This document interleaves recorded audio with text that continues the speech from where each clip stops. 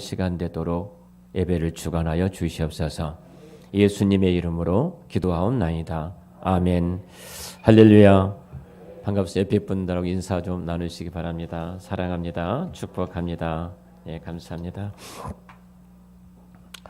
성탄의 주간입니다. 금주 한 주간은 성탄 주간으로 한 주간을 보내고 25일은 성탄 감사 예배를 저희 교회가 드립니다. 일부에는 10시 30분부터 성탄 축하 행사를 하고 11시에 성탄 감사 예배를 드리고 이어서 3부에는 두 분의 권사님 은퇴식과 한 분의 권사님 또 명예권사 취임을 하는 행사를 갖습니다. 어떻든 이 성탄이 주인 되신 예수 그리스도께서 우리 교회를 통해서 정말 왕과 주인으로 경배 또 우리의 구주로 경배를 드리는 그런 성탄이 되기를 우리 주의 이름으로 축원합니다. 오늘 이 말씀을 갖고 은혜를 입은 자, 은혜를 받은 자라는 제목으로 함께 은혜를 받고자 하는데요. 엘리사벳이 잉태한 지 6개월이 지난 때라고 성경은 출발을 합니다. 엘리사벳의 잉태를 고지했던 그 가브리엘 천사가 6개월 후에 나사렛이라는 아주 한 작은 마을에 방문하게 되어집니다. 그곳에 찾아가서 다윗의 자손 가운데 한 사람 중이었던 요셉과 정혼했던 마리아를 찾아가죠. 그리고 마리아에게 고지를 합니다. 성령을 통해서 너가 아이를 갖게 될 것이다. 이렇게 말씀을 하지요. 이 사건을 통해서 특별히 누가 복음에서 다른 복음서에 등장했던 중요한 몇 가지를 우리에게 가르쳐주고 있습니다.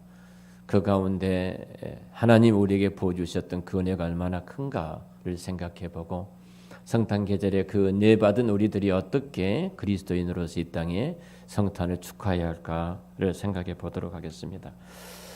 먼저 이 성탄의 가장 중요한 것은 여러분 구원 언약을 이루어 가신 하나님의 그 약속을 이루어 가신 하나님이심을 우리가 만나게 되어지는데요. 이 누가복음에 저자했던 누가는 인간 역사 속에서 하나님이 언약하셨던 자기 백성들을 구원하기 위하여 역사 속에 들어오셔서 하나님이 일하셨던 그 언약들이 어떻게 성취되어졌는가 그리고 아주 알아듣기 쉽도록 이 그리스도의 구원 역사가 성취된 것을 지금 목표로 하고 있습니다. 이런 면에서 본다면 누가복음 1장 2장을 보면 반복돼서 계속 나오는 단어가 있습니다. 먼저 1장 1절에 성경이 이렇게 말합니다. 우리 중에 이루어진 사실에 대하여 출발을 합니다. 자, 누가복음은 우리 가운데 이루어진 사실을 내가 기록하겠다. 이렇게 출발을 하죠. 그리고 20절에 보면은 이렇게 말합니다. 보라, 이 일이 된 날까지 내가 말 못하는 자가 되어 능히 말을 못하리니 이는 내가 내 말을 믿지 아니함이거니와 때가 되면 내 말이 이루어지리라. 이루어질 것을 천사가 사가랴에게 이야기를 합니다. 그리고 28절에 보면은 예수 그리스도의 이제 수태, 예수 그리스도 잉태했던 이거 통고받은 마리아가 그 말씀 마리아가에게 이제 이루어질 것이다. 천사가 말을 하죠. 천사가 너에게 이 일이 이루어질 것이다. 말을 하고 38절에 보면은 마리아가 이제 그 당신 자신에게 그 일들이 이루어질 것을 이제 또 응답을 합니다. 그러니까 등장했던 사람들이 계속해서 이렇게 말하죠. 사가랴, 누가가 먼저 내가 이것을 기록한 것은 어떻게 구약에 약속했던 그 언약들이 성취되고 이루어졌는가를 내가 쓰게 될 것이다. 그러고 나서 사가랴에게 가서 말씀하기를 이루어질 것이다. 천사가 말을 하고 그리고 38절에도 보면은 마리아가 그 말씀대로 내게 이루어지기를 원합니다. 마리아의 그 응답이 등장하고 있고요. 2장 15절에도 보면은 주께서 우리에게 알리신 바 이 이루어진 일을 보자고 목자들이 말합니다. 그래서 목자들까지라도 말씀하셨던 그 말씀들이 어떻게 이루어진 것을 우리 눈으로 보리라 이렇게 말씀을 하고 있어요. 자, 복음서 전체가 구약에 예언했던 그 오실 메시아 구원의 그 예수 그리스도의 구원 사역을 이야기하고 있지만 특별히 누가복음께는 아주 구체적으로 이루어지는 사건에 대해서 말씀을 하고 계십니다. 사랑하는 성도 여러분, 하나님의 약속된 말씀 반드시 성취되어집니다. 최소한도 성탄절을 맞이할 때 우리 그리스도인들은 구약에 예언했던 그 예언이 어떻게 성취되고 이루어졌는가, 수천 년 역사 속에서 예언했던 그 예언들이 이루어졌던, 그리고 그 예언의 목적이 이 예언이 이루어진 그 목적이 무엇인가를 우리가 살펴보아야 할 것입니다. 두 번째로 이 구원 사역에는 하나님의 주권적인 사역이라는 사실입니다. 오늘 성경 19절에 이렇게 말을 합니다. 천사가 대답하여 이르되 나는 하나님 앞에 서 있는 가브리엘이라 이 좋은 소식을 전하여 내게 말하라고 보내심을 받았다. 자, 하나님께서 사가랴를 통해서 요한이 태어날 때 이미 그 가브리엘 천사를 파송하여 그 소식을 전하게 해주셨습니다. 그리고 28절에 동일하게 그 가브리엘 천사가 이 좋은 소식을 전했던 천사가 마리아를 찾아와서 동일하게 하나님께서 전했던 그 말씀을 또 전해주고 있는 것을 보게 되어집니다. 나사렛이라는 것은 제가 말씀을 드렸던 것처럼 아주 비천한 곳입니다. 어떻게 나사렛에서 선한 것이 날 수 있겠는가? 당시의 사람들이 그럴 정도로 낙후된 곳이고 천시받았던 그 동네가 나사렛이라는 동네예요. 그런데 하나님께서 그 나사렛에 천사를 파송하여 마리아를 통하여 예수 그리스도가 오실 것을 말씀하고 계신 것을 보게 되어집니다. 근데 이 천사가 이렇게 말을 합니다. 파송받은 천사가 나는 하나님 앞에 서 있는 가브리엘이라 이렇게 말합니다. 하나님 앞에 서 있다. 저기 말씀을 묵상하는데 하나님이 누구를 쓰실까? 하나님이 쓰임 받은 사람은 누구인가? 를 묵상하면서 제 자신을 돌아봤습니다. 정말로 하나님의 쓰임 받기 위해서는 끊임없이 내 자신이 하나님 앞에 서 있는 자로 있어야 되겠구나. 하나님이 쓰시는 사람이 누구인가? 가브리엘 천사가 여호와 앞에 서 있었던 것처럼 이렇게 하나님 앞에 서 있는 사람을 하나님께서 쓰시는 겁니다. 저와 여러분도 마찬가지입니다. 말씀을 전한 저도 끊임없이 말씀을 준비하기 전에 주님 앞에 서 있는 저가 필요합니다. 동일하게 여러분도 마찬가지입니다. 우리가 하나님 앞에 서 있지 아니하면 하나님이 하시는 그 일을 우리가 쓰임을 받을 수가 없어요. 그래서 하나님은 항상 이러십니다. 자기 앞에 대기하고 서 있는 자를 들어서 일하고 계신 것을 보게 되어져요. 그러니까 우리가 하나님 앞에 쓰임 받기를 원한다면 그러면 우리가 하나님 앞에 있는 시간을 보내야 됩니다. 하나님의 말씀을 끊임없이 우리가 묵상을 하고 읽어야 됩니다. 어제 제 조카가 결혼식에 있었습니다. 제가 결혼식에 있어서 주례를 맡아서 제가 주례를 하게 됐습니다. 금요일 날 내려갔습니다. 8시 정도 도착을 해서 저녁을 같이 식구들과 먹고 3시까지 저희 가족들이 모이면 대부분이 은혜를 나누는 시간입니다. 지금까지 오랜만에 또 뵙기 때문에 어떻게 하나님께서 우리 가족에 개인에게 주셨던 은혜들을 쭉 공유해요. 그럴 때 이제 이게 실명에 오는 누나가 있습니다. 둘째 누나인데 눈이 점점 눈이 앞을 안 보입니다. 집을 굉장히 밝게 리모델링 했더라고요. 아파트를. 그리고 형광들은 굉장히 밝게 했습니다. 그래도 자꾸 그러신 거예요. 불이 안 켜졌네. 불을 켜라 이 말을 해요. 그 정도로 눈이 지금 안 좋아져 오고 있어요. 그런데 성경을 올해 창세 요한계시록까지 성경을 필사를 했습니다. 그 은혜를 나누면서 내 생에 있어서 처음으로 내가 이제 실명된 성경을 볼 수가 없을 텐데 마지막 내가 희미한 것이 보일 때 성경을 기록해야 되겠다. 근데 그 은혜가 너무 큰 것을 고백을 하는 거예요. 저희 큰 누나가 저하고 10살 차이입니다. 그냥 직업도 갖고 식당을 하고 있습니다. 굉장히 바쁩니다. 잘 때는 식당입니다. 손님이 만만치 않습니다. 굉장히 많이 몰리는 식당입니다. 그런데 성경을 15독을 했습니다. 올해 15독을 했는데 당신의 간증을 하는 거예요. 하나님의 말씀이 이렇게 꿀송이처럼 달 수가 없다. 그 한 절 한 절 읽을 때마다, 그리고 76세고 식당에서 일을 하기 때문에 얼마나 몸이 건강치 않잖아요. 아픈 것이 참 많았답니다. 그런데 놀라운 것은 그 아픔들이 사라졌다. 이 은혜를 받게 된 거예요. 그러면서 10독 할 때 주셨던 은혜, 13독 했을 때 주신 은혜, 15독 했을 때 주신 은혜들을 쭉 말씀하면서 하나님 말씀 앞에 서 있는 내게 베풀어 주셨던 그 은혜가 얼마나 큰가, 그 이야기를 하더라고요. 여러분, 식당을 하면서요 15독 하는 거 불구한 거예요. 하루에 50장에서 60장을 읽은다고 하시더라고요. 하루에. 근데 안경도 쓰지 않고 이제는 성경이 읽게 된다는 거예요.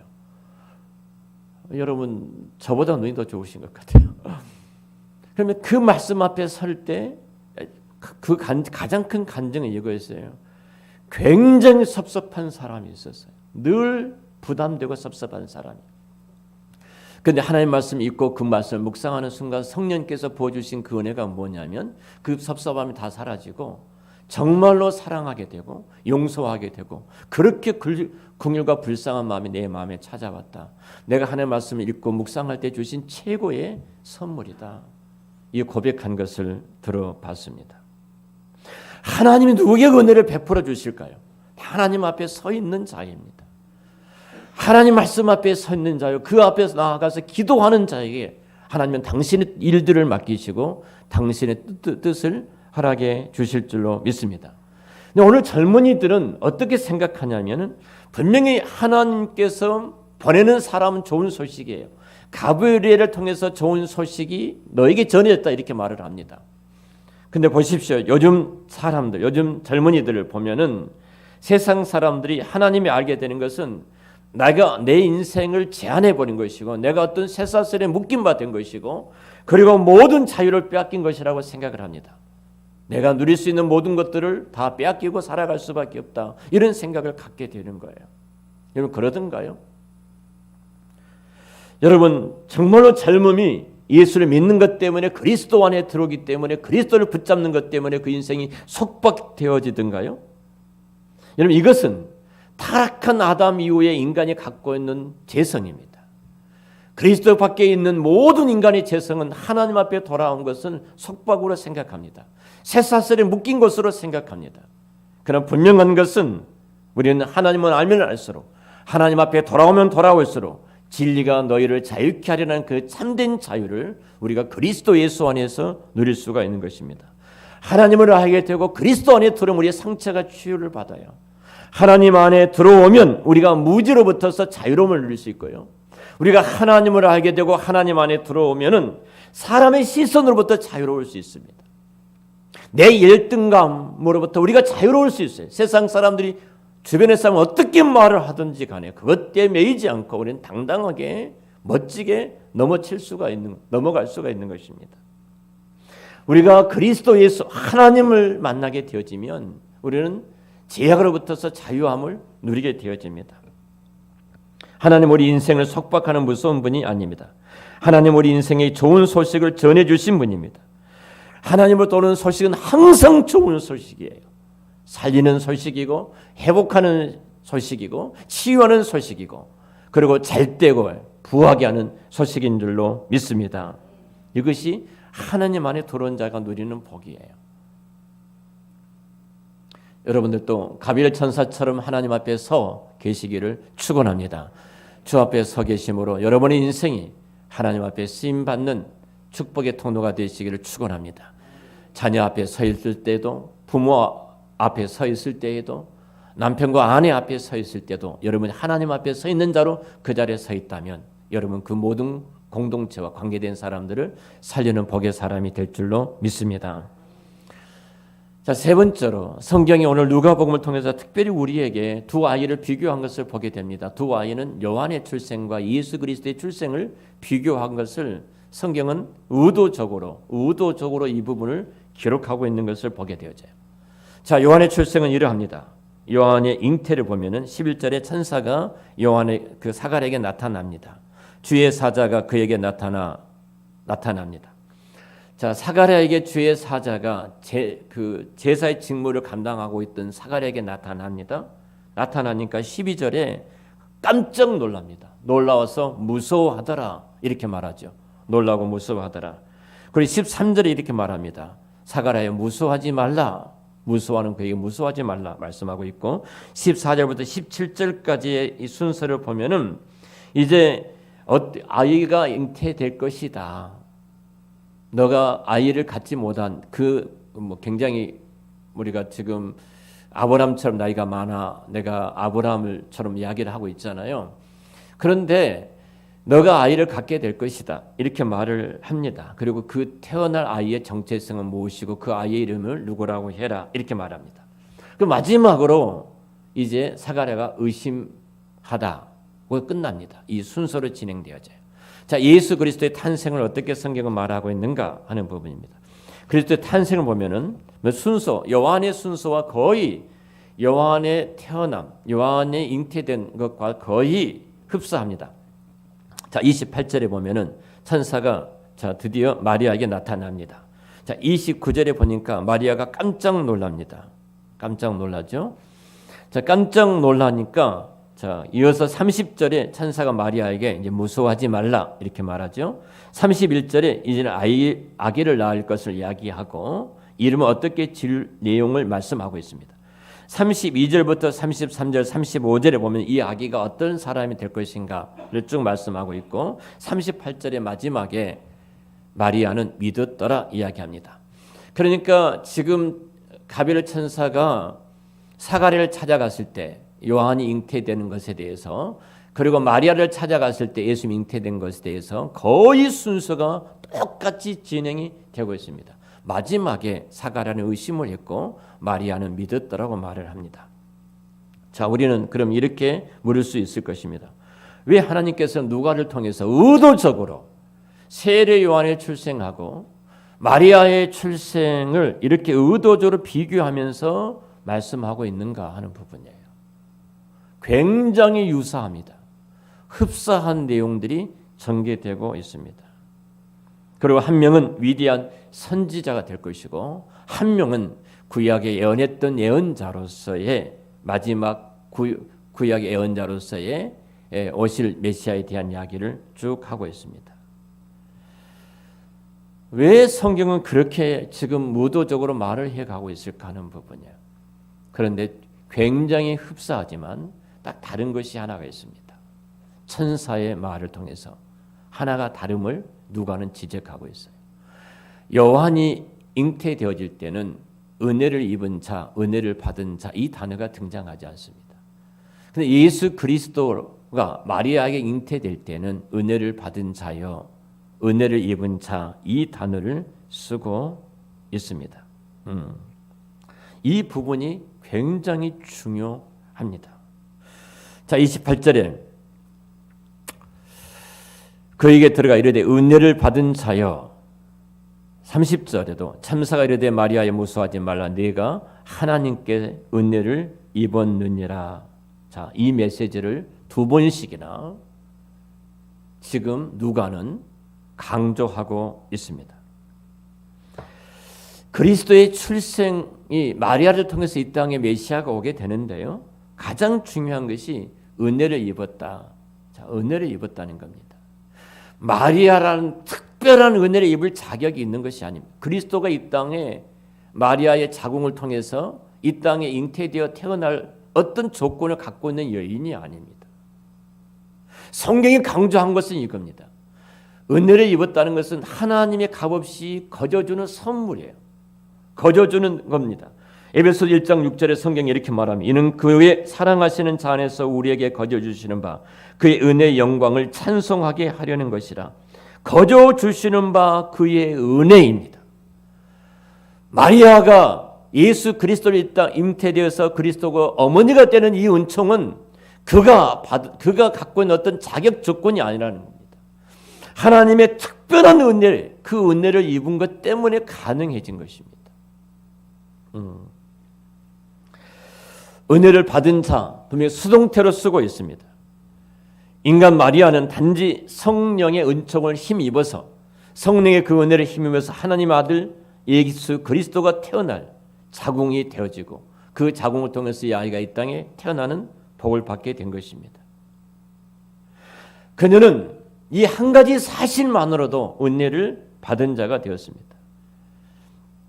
48절에 보면은 뒤로 넘어가서 마리아는 이렇게 노래하는 것을 들어봅니다.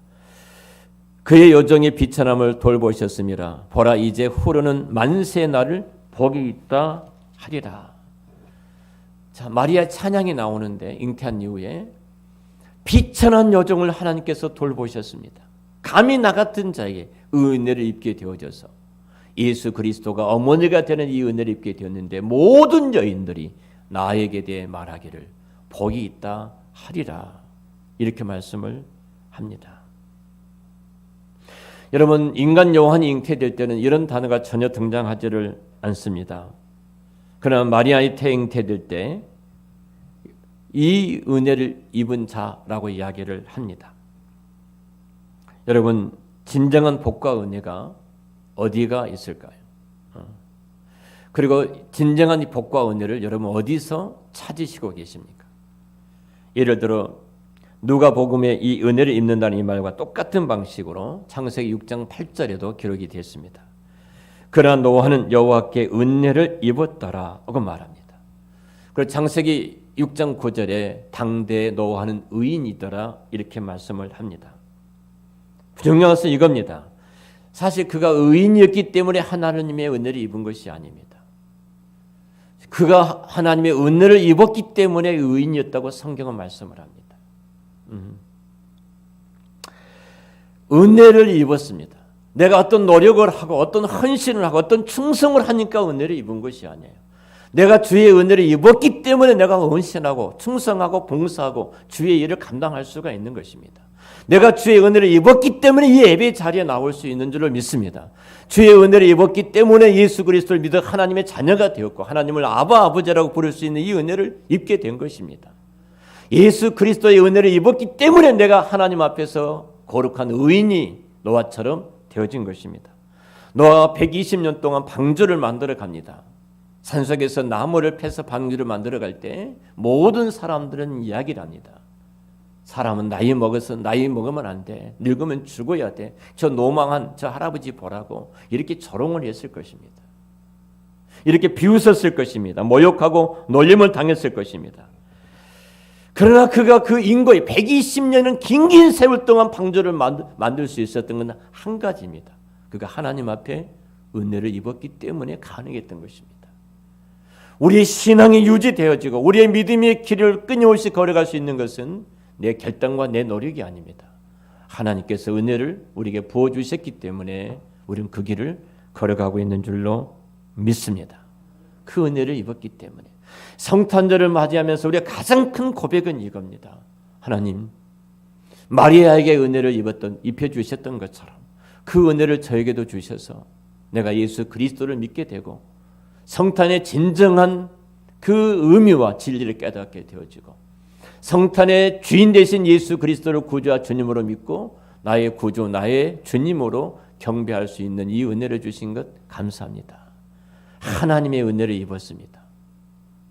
그 은혜가 마리아에게 예수 그리스도가 잉태됐던 것처럼 그 은혜로 인해서 나 같은 천박하고 더럽고 추한 내 안에 거룩한 성전을 삼으셔서 성령님이 우리 안에 거하신 줄로 믿습니다. 하나님의 은혜를 이 단어를 재놓고 설명할 수가 없습니다. 어떻게 내 안에 성령의 전을 만드셔서 성령님이 거하실 수가 있겠습니까? 최소한 우리는 성탄절을 준비하고 맞이하면서 우리는 그 고백을 해야 될 것입니다.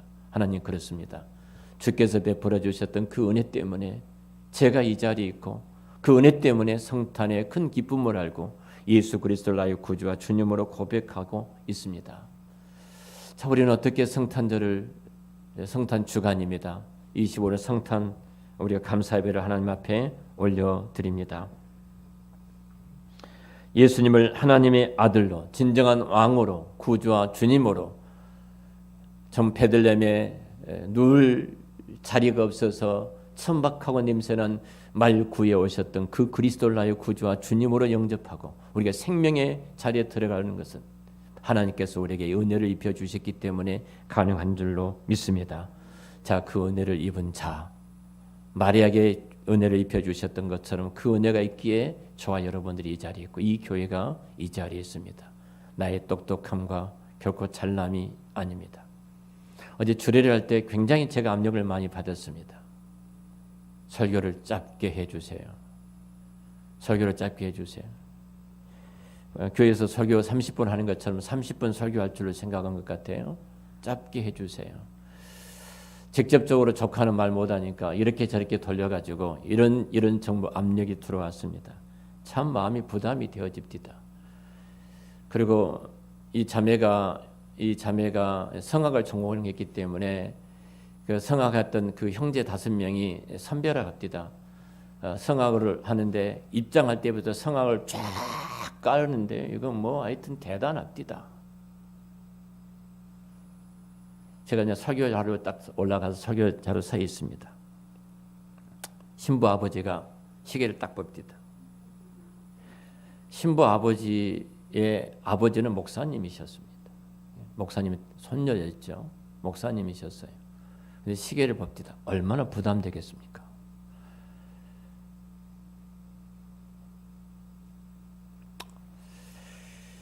그리고 또 신랑 즉 제 동생입니다.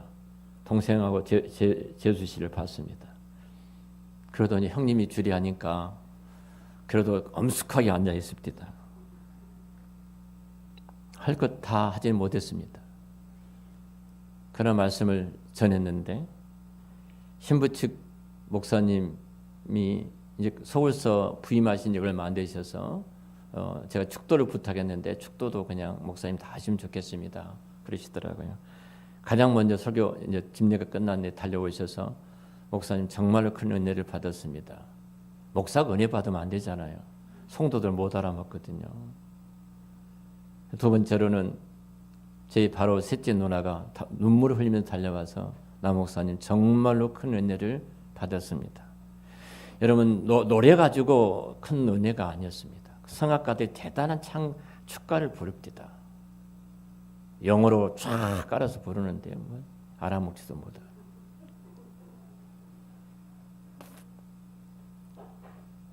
여러분 사람을 살리는 것은 하나님의 말씀이에요. 사람을 세우고 회복하는 것도 하나님의 말씀입니다. 제가 얼마나 부담이 많이 됐겠습니까? 그러나 가장 큰 것은 하나였습니다. 내가 주님 앞에 서 있는 것이 가장 우선이다. 이 부분입니다. 하나님 앞에 서 있는 자를 하나님께서는 그를 통해서 좋은 소식을 전하게 될 줄로 믿습니다. 우리가 이 성탄절을 맞이해서 하나님 앞에 서 계신 여러분들 주의 은혜가 얼마나 큰가를 깨닫게 해주셔서 마리아처럼 내가 이 땅에서 가장 복 있는 사람입니다. 마리아의 그 고백이 여러분들의 고백이 되시기를 우리 주의 이름